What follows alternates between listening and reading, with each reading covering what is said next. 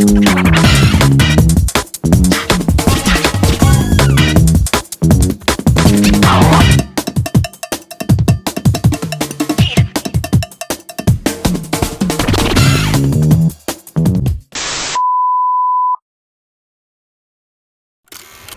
guys, for this video mag-voice record ako kasi bawal po yung sound po ng mga paputok.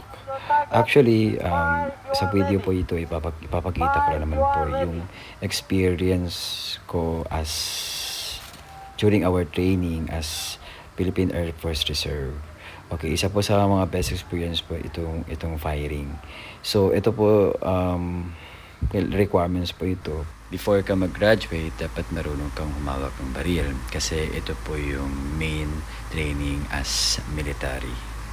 So ito po yung tatlong stages po ito. Yung una, yung nakahiga. Tapos ngayon, ito nakaupo. Tapos yung kasunod niyan is nakatayo. Yung pinaka komportable talaga ako, ito yung nakaupo. Kasi actually ito talaga yung naka-bullseye ako dito eh. So, ayan. Pero yung pinakamahirap po talaga yung nakatayo. Kasi, mahirap i-balance yung katawan kasi yung parang nagbe-wave yung katawan mo dahil sa pinipilit mong kunin yung center.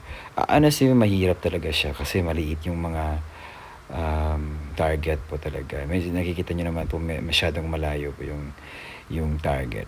Tapos tapos maliit masyado yung tingnan mo sa baril. Tapos kailangan mo yung center doon sa target. Okay? So actually ito talaga yung the best experience ko nangyari during our training, itong firing po as Philippine Air Force Reserve. So ayan. Actually marami din po talagang mga trainings before ka-graduate dito.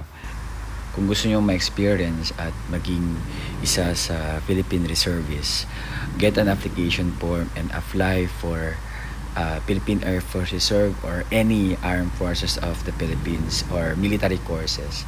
Nag-offer din po yung ibang mga military courses ng mga reservists. Marami na din mga artista na sumali na as reservist. Honestly, sobrang magagaling po talaga yung mga trainers namin dito.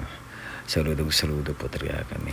Actually, isa sa mga purpose kung bakit ko po ito sinishare is to motivate others to be one of the military forces. Kasi napaka-importante po talaga to in the future to help our community and secure our country. Wow, English yun ah. At ayan po, nakagraduate na po ako at isa na po akong Philippine Air Force Service. Maraming salamat!